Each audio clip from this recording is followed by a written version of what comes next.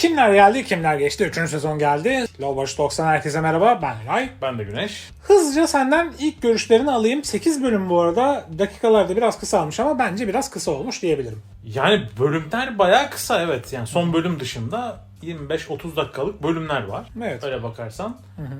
Evet, kolay izleniyor çünkü dakikası da az, bir şey de yok yani böyle. Ya bu sefer diğer 2 sezona nazaran hakikaten bir şey olmadı.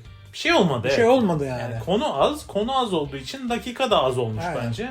Yani ilk sezonda o yakaladıkları hani her bölümün içine son bölümün şeyinden böyle bir şeyler katıyorlardı ya böyle. Bir yandan da onu takip ediyordum ilk bölümler ilerledikçe. Evet. İkinci sezonda onu biraz yapabilmişlerdi. Bu sezon hiç yapamamışlar onu. Olmamış. Hiç Olmamış yani, kurgu da bozulmuş Aynen. zaten bir yerden sonra. Yine yapmaya çalışıyorlar ama yapmasalarmış daha iyiymiş ama işte ilk 2 sezonun hatırına yine yapmışlar onu. Acaba dakikaların kısalmasının sebebi o mu? Çünkü çok kısa dakikalar var. Kurguda hakikaten bir kırılma varmış gibi hissettim bu sezonda. Yani dediğin şey belki biraz da o yüzden olabilir. Sezonun son bölümünde çok fazla zaman atıyor dizi Evet. bir anda. Yani böyle Meksika dizisine dönüşüyor. Ama o ana gelene kadar olan şeyler sanki çok şey olacakmış gibi olup aslında olmuyor. Evet, ben spoiler uyarısını da yapmak istiyorum. Yani 8 bölümü bir arada konuşacağız. Elbet ağzımızdan spoiler kaçacaktır. Eğer aranızda izlemeyenler varsa 8 bölümü izleyip gelsin aramıza. Çok da spoiler umurumda değil ya, yapıştır dersen yolumuza devam ediyoruz. İstersen senden bir böyle sezon özeti alayım diyeceğim ama yani özetleyecek bir konu da yok. Sezonun kendisi özet. Sezonun kendisi özet. Hakikaten özet yani. Diyorlar yani bağla arka arkaya bir hafta sonu izle. Bağla arkaya bir gece izle yani, öyle neredeyse. Evet. Abartmak gibi olmasın ama boş bir akşamda izleyebilirsiniz hepsini. Ya Böyle toplam seyir dakikası 2,5 saate varmıyor. Sezonda ne oldu dersek, sezon olduğu yerden devam ediyor ama biraz zaman atmışlar. İşte bu Cem Muratan olayı Davası ilerletiyorlar, derinleştirmeye çalışıyorlar. Oradan bir şeyler bulmaya çalışıyorlar. Yaptığı işin detayına iniyorlar. Hani onu böyle mahkemeye çıkartmaya çalışıyorlar ama çok da becerebiliyorlar mı emin değilim. Yani. En sonunda bir şekilde paçayı kurtaracak zaten, o storyline'da Aynen. öyle kapanıyor aslında. Yani Cem Muratan ve suçları hikayesi Aynen. kapanıyor. Bir de izleyicinin bildiği ailesel bir mesele var. Zaten izleyici biliyor onu geçen sezonda. Bunların hiçbiri bilmiyor. Onu çözmeye çalışıyorlar. Bu da böyle bir şey yaratmıyor. Ya dizide gizem veriyormuş Gizem gibi oluyor vermiyor. ama olmuyor. Biliyoruz zaten biz. Aynen. Cem Muratan'ın diğer karanlık işleri de böyle sonradan oturtma olduğu için çok belli. Aşırı yüzeysel. Aşırı yüzeysel kalmış. O da olmamış. Diğer Ya- karakterlerin bir hikayesi yok zaten bu sezon. Yani karakterlerin, hatta ben ismini söylemeye bile tenezzül etmeyeceğim çünkü karakterlerin bir karakteri yok. Ben yavaş yavaş anlatayım. Dayıcan vardı. Dayıcan eşcinseldi. Aynen. Dayıcan sevgilisinden ayrılıyor. Sevgilisi biraz daha gençti çünkü. Avukatlık bürosundaki ortaklardan biri. Ben diyor Amerika'ya gideceğim diyor. İşte organik tarım yapacağım falan. Burada bir araya gireceğim. Bizim daha önceki sezonları konuştuğumuz videolarımızı izleyecekseniz benim Leyla nefretim çok baskındır. Dayıcan konusu üzerinden Leyla'ya biraz daha nefret kusacağım.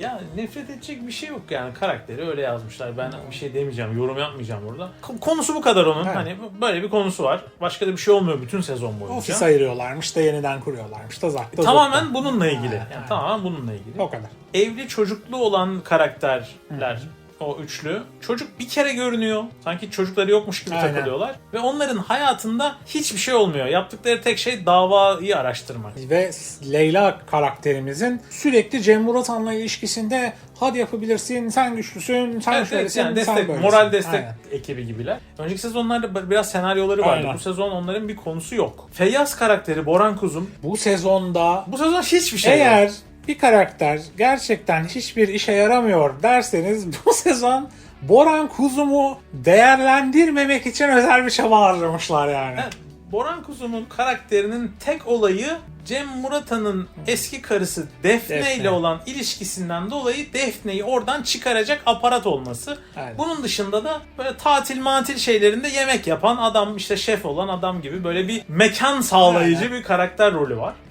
Böyle kokteyllerim efendim, aman da yemek yaptım efendim, yaman efendim. Ondan sonra yani bu da böyle. Burayı da, bu karakteri de geçebiliriz. Bütün sezon bu arada.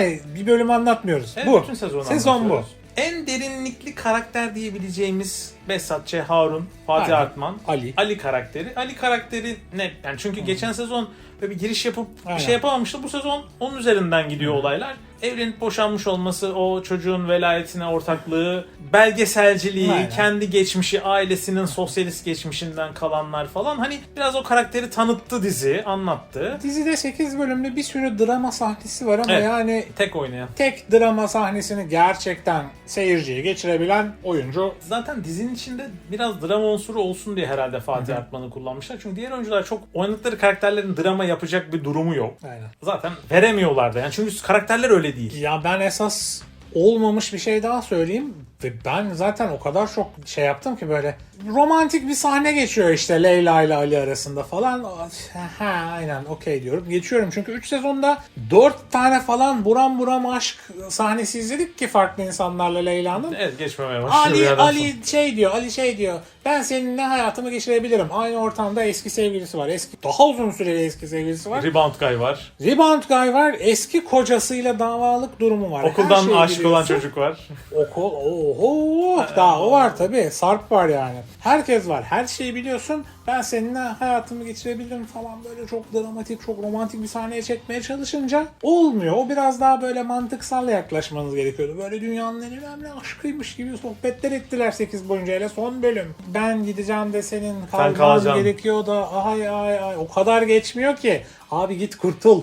Kurtul dayı ne yapıyorsun sen? O hikayede şöyle gelişiyor. Bu adam geçmişine dair böyle bir belgesel çekiyor. Bu göç belgeseli çok beğeniliyor ve uluslararası bir Ödül ödül alıyor. kazanıyor. 3 yıl boyunca gidecek. Ama ondan önce Leyla karakteriyle aralarında ilişki başlıyor. Nasıl oluyor? Leyla çok bir boşluğa düşüyor Cem Muratan olayından sonra ve o boşlukta Ali üst komşu aslında hoşlanıyor da çok da iyi bir insan. Giriş yapıyor oraya. Mesela yine çok da güzel de bir konuşma yapıyor. Hani ben senin diğer ilişkilerin gibi hani sekecek bir ilişki istemiyorum diyor. İşte Evet, her şeyi rebound söylüyor. olmak Oraları istemiyorum güzel diyor. veriyor. Çok güzel Onlar vermiş. güzel oraları. vermiş Aynen. oraları. Ama işte yani karakter çünkü öyle bir karakter değil. Lay Lay Lom Değil. yani Sex and the City bir Aynen. karakter. Oraya onu oturtamazsın. Olmamış. O yüzden de olmuyor. Sezon sonunda da Ali 3 Ya yıllığına ben yurt dışına zaten gidiyor. şey dedim ya kesin sezonun sonunda bir şey olur, bir yeni bir karakter çıkar, bir şey çıkar. Çıkıyor. Leyla gitmez dedim yani. Onunla gitmez. Ya zaten Gideceğim Evet, gideceğim. Ya o gitmez dedik. Yani şöyle yapıyor. Bütün bölümler boyunca hani işte şöyle olacakmış gibi yapıp böyle Aynen. yapıyor ya. Orada da şey yapıyor. Biraz Gossip Girl senaryosu çalıyor. Geçen sezonlarda da çalmıştı. Aynen. Bu sezonda da çalmışlar. Bu sezon hamileliği bu arada bir tek yutturamadığı şey hamilelikti. Aynen. Hamileliği başka birine verdiler. Serenay olacakmış gibi zannetti herkes. Tek Gossip Girl senaryosundan farkı oydu. Gidecekmiş gibi yaptı, gitmedi falan. Ya J.J. Abrams School of Bullshit çektiler orada yani böyle çok gizem, Evet, ay gizem, twistsiz. şöyle gizem, böyle gizem, sıfır twist. Twistsiz. Her şey kapak gibi ortada öyle devam etti. Bir orta karakter daha var. Ne olduğu belirsiz Sarp karakteri. Garibim O oradan da oraya sekiyoruz. yani bir Leyla karakterinin evinde kalıyor. Oradan gidiyor Ömer'in evine yerleşiyor falan ortada. O sırada da magazin kraliçesi Seray Sever miydi? Seray Sever, Aynen. sevgili Seray Severler. Onunla ilişkiye başlıyor. Seray Sever de aslında bunları dağıtmıştı hani Aynen. geçen sezonda. Çünkü Cem Muratan'dan para mara alıyordu bir şeyler. Onunla bir ilişkisi oluyor. O karakter de böyle bitiyor. Ya Seray Sever karakterini de iyi yana çektiler bir anda böyle. Seray Herkes Sever, iyiye çekildi bu aynen, arada. Seray Sever ben ekmeğim deyime döndü. Yani Cem Muratan'la alakam Cem yoktu Muratan- ben ekmeğime kavuştum falan dedi. Cem Muratan'ın yanındaki eski karısı ve alkolik rolü oynayan Defne karakteri de bütün sezon alkolü oynuyor. Aynen. Ama mesela o alkolikliği verirken dramayı veremiyor. Aynen. Bence çok iyi oynamış. Bunun bir şey yok. Ondan sonra sonunda da ya diyor beni kurtar deyip şey yazı arıyor. Aparat çünkü. Şey yazı onu oradan söküp alıyor. O da iyi tarafa geçiyor. Ya Defne karakterine bu arada alkolik yerine dümdüz karanlık bir depresyon yazsalarmış daha inandırıcı olurmuş. Gerçekten Yani bok gibi bir ilişki içerisinde Karanlık yani. depresyon alkolle bastıran karakter olmasına gerek yok. Gerek yoktu. Aynen. Başka kim kaldı? Ömer kaldı. Eski Ömer. nişanlı. Favorim Ömer. Favori Ömer diyorsun. Benim hiçbir favorim değil. Yani. Ömer karakterine gidelim. Ömer karakteri yani işsiz kalmıştı. Ya diyor ki çok zor durumdayım. 30 yaşına geldim. İşte duruma bak diyor. Bu arada inanılmaz bir evde o sırada oturuyor. Bahçeli falan. triplex, bahçeli, zartsurt bir Bir evde evde yaşıyor oturuyor yani. ama diyor çok zor durumdayım ama gidiyor bu arada İzmir'e iş kovalıyor Oo. falan. Neyse bir iş buluyor falan çalışmaya başlıyor. O sırada da okuldan liseden beni sevgilisi bir kızla İlk aşkı falan. yanlış karşılaşıyor. Terapist çıkıyor. Hem Ömer'e iyi geliyor hem de işte yardımcı oluyor gruba Ömer falan. Leyla'ya yardım etsin diyor aman da aman. O karakterin de sezonu bu kadar. Evet.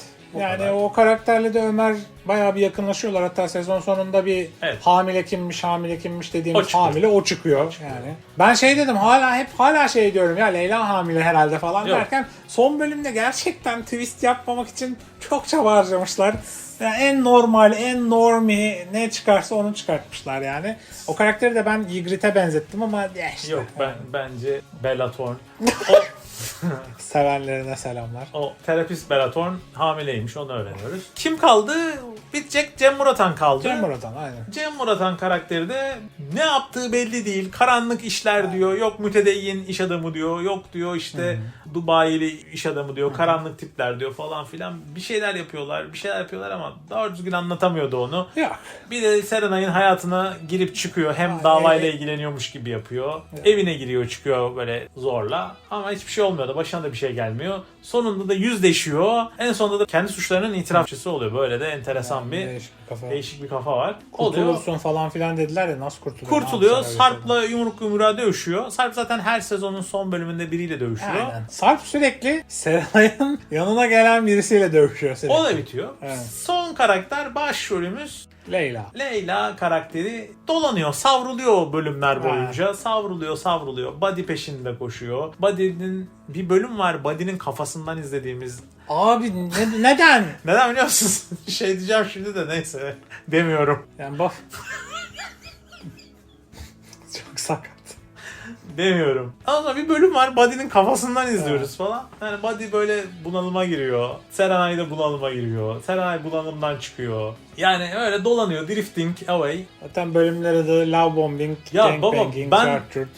Ben dedikleri şeylerin ne olduğunu bilmiyorum. Bunlar 20 yaşında çocukların söylediği, kullandığı kavramlar. Bu arada çekenler de 30'lu 40'lı yaşlarına Evet ya, yaklaşmış koca insanlar. insanlarsınız Yani. ya. Aralık 32-40 arası bütün karakterlerin. Yani sizin kullandığınız terimler değil o. 20'li yaşlarında çocukların kullandığı terimler.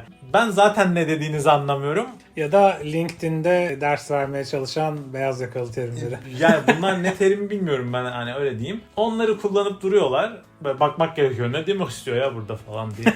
Ne diyor abi burada? Ne demek istedi? Ondan sonra böyle de bitiyor. Sonra da böyle bölümün sonuna doğru. Ya şeyde 8. bölümde mi ne? O da 8'de oluyor galiba. Bir telefon çalıyor. Aa, John aradı Hayır beni. John değil. John. John aradı beni. John arıyor. John arıyor onu. Ben 28 aksanda İngilizce konuşabiliyorum. Tamer Karadağlı. John arıyor. Ya şey diyor ya, John minik Şimdi- aşkım benim. Şimdi bir de Texas aksanıyla söylüyor. Aa, hey John. John geliyor. Heyecanlı bir karakter. Ama konuşamıyorlar Olacak John ile. Ama bölümün sonunda adamı Ali'yi uçağa bindirdiği gibi John giriyor hayatına. Şöyle hani Ali daha aramadan geçmeden Porttan geçmedi herif yani. John'u görüyoruz. Kafasının arkasından görüyoruz. İşte yeni karakter açıldı. 4. sezonda da John'un maceralarını izleriz. John ve Serenay'ın. Bu arada bir unuttuğum bir karakter daha var. Böyle sürekli birileriyle sevgili olan bir kız daha var ya. Ha evet, Edis'in O da sevgilisi olan kız. Edis bu arada şey olarak girmiş Gerçek yani. Edis, O aynen. kadrolu oyuncu olarak bu geçen sezonlarda böyle arada girip çıkıyordu. Bu sezon 4-5 bölüm falan vardı. bu sezon Aynen. kadroda Edis olarak, ama ne oyunculuk be. Üf ya, bir en son böyle ayrılık sahneleri vardı ya. Gözyaşlarını tutamadın değil mi? Paramparça oldum yani, kız da ağlıyor falan böyle ama hani. Kız da ağlayamıyor ki. Ağlayamıyor. Gülecek zor tutuyormuş gibi böyle. Kız da ağlayamıyor ki. Bu arada Edis de orada hani içine konuşuyor. Abi sen şarkıcısın ya. Sen de olmayacağını biliyorum. Ne diyorsun oğlum? Konuşsana. Ha işte o da öyle bitiyor. Edis'in konserlerini görüyoruz. Böyle sosyal medyada falan patlamış bütün şarkılar çalıyor içeride. Evet. Öyle de bitiyor işte yani. Şöyle söyleyeyim, şimdi 4. sezonda yine Leyla'yı buram aşık mı edecekler buna? Yine böyle abi yani. Leyla herkes aşık. Şu Abi sevdiğim.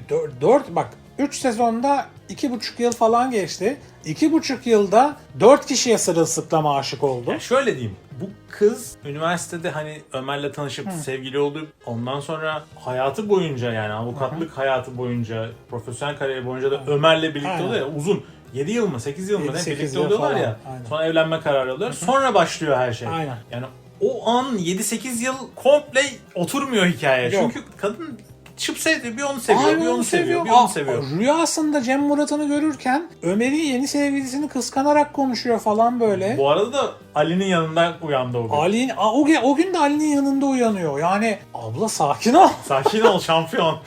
Allah Allah, millet hayatını yaşasın, elleme yeter. Yani bir de Dayıcan karakterini anlatıyor bunu bu esnada. Dayıcan da bu arada 1000 yıllık sevgilisinden falan ayrılmış, böyle herif depresyona girmiş. Kız da böyle ben diyor gideceğim Ali ile yurt dışında gezeceğim falan diyor. Dayıcan böyle de gitmeyeceğini biliyoruz da yani Dayıcan böyle depresyonda falan, böyle adam yeni ayrılmış falan.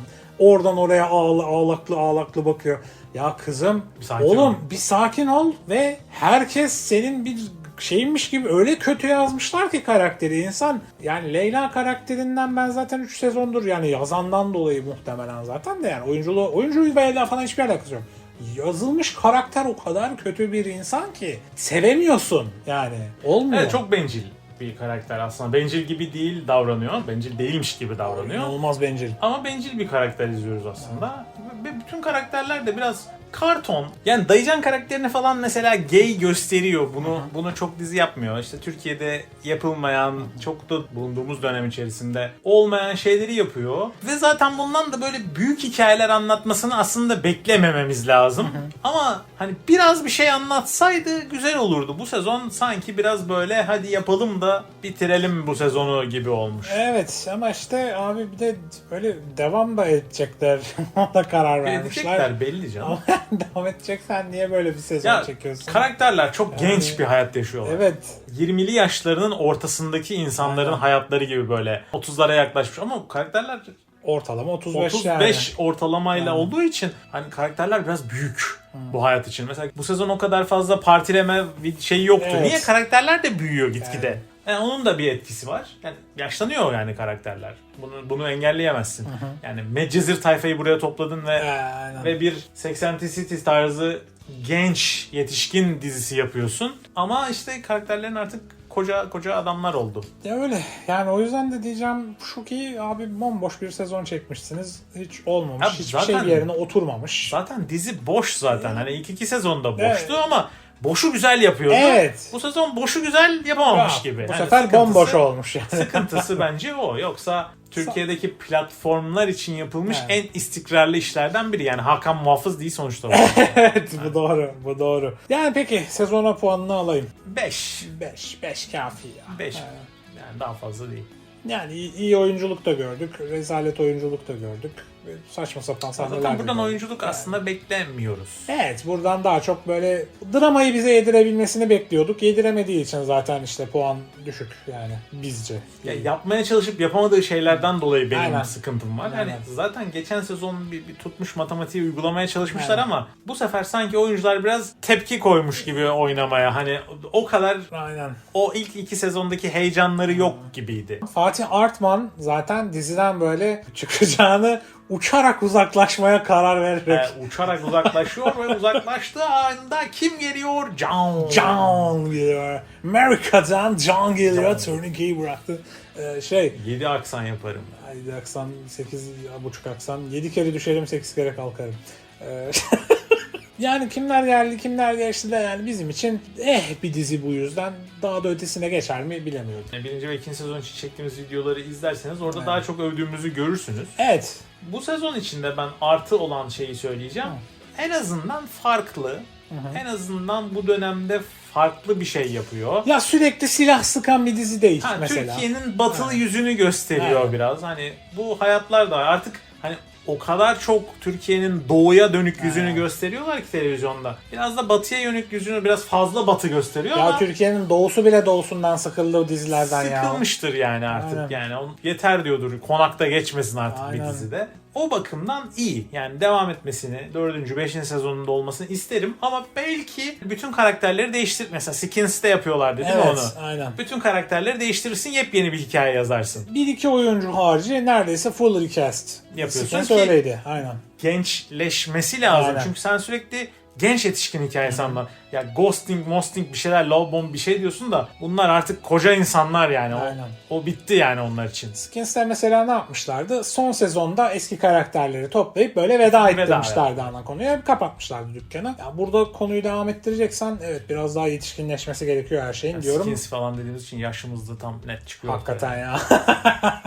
Neyse buradan da yakalarsınız. Skins'i izlemediyseniz izleyin derim. Güzel bir İngiliz coming of age hikayesi diyebiliriz kendisi için. Teen Wolf dediğinde Michael J. Fox'un Teen Wolf demiş gibi Bizim falan. aklımıza ilk o gelir mesela yani. Böyle bu kadar yaşlı. Sen bana love bombing diyorsun. Love ghosting bombing, diyorsun. Ne jumping, diyorsun abi? gangbanging, banging yani. Neyse evet arkadaşlar bir sonraki sezonda görüşmek üzere diyoruz. Kimler geldi kimler geçti 3. sezonda kapatmış olduk. Kendinize iyi bakın. Bir sonraki incelememizde veya farklı bir içeriğimizde görüşmek üzere. Yorumlarda böyle sizin gözünüzde çarpan dizi hakkında söylemek istedikleriniz veya bizim söylediklerimizde yanlış bulduğunuz şeyler varsa sohbette buluşalım. Kendinize iyi bakın. Hoşça kalın. Hoşçakalın.